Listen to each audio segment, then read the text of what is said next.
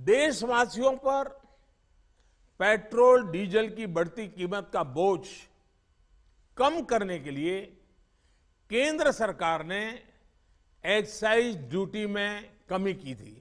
पिछले नवंबर महीने में कम की थी। केंद्र सरकार ने राज्यों से भी आग्रह किया था कि वो अपने यहां टैक्स कम करे और ये बेनिफिट नागरिकों को ट्रांसफर करे। इसके बाद कुछ राज्यों ने तो भारत सरकार की इस भावना के अनुरूप यहां टैक्स कम कर दिया, लेकिन कुछ राज्यों द्वारा अपने राज्य के लोगों को इसका कोई लाभ नहीं दिया गया।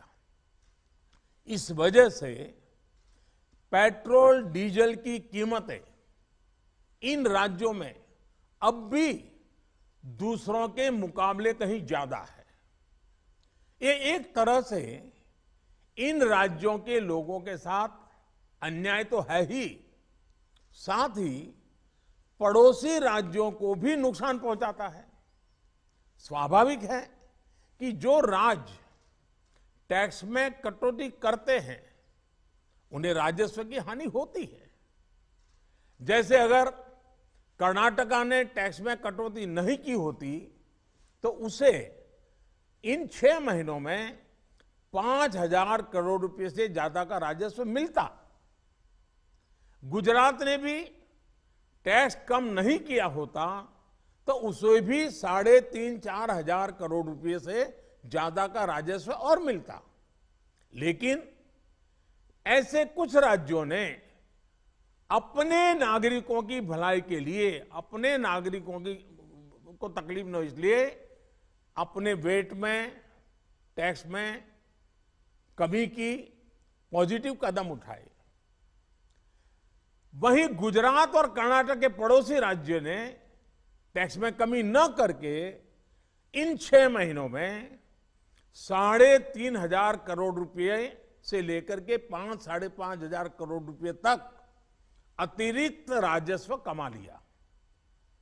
जैसा हम जानते हैं कि पिछले साल नवंबर महीने में वैट कम करने की बात की थी, सबको मैंने प्रार्थना की थी, लेकिन कई राज्य, मैं यहां किसी की आलोचना नहीं कर रहा हूं, मैं सिर्फ आपसे प्रार्थना कर रहा हूं, आपके राज्य के नागरिकों की भलाई के लिए प्रार्थना कर रहा हूं।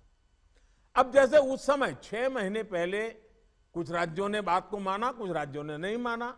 अब कई राज्य जैसे महाराष्ट्र, पश्चिम बंगाल, तेलंगाना, आंध्र प्रदेश, तमिलनाडु, केरला, झारखंड, किसी न किसी कारण से उन्होंने इस बात को नहीं माना और उनके राज्य को, नागरिकों को बोझ कंटिन्यू रहा।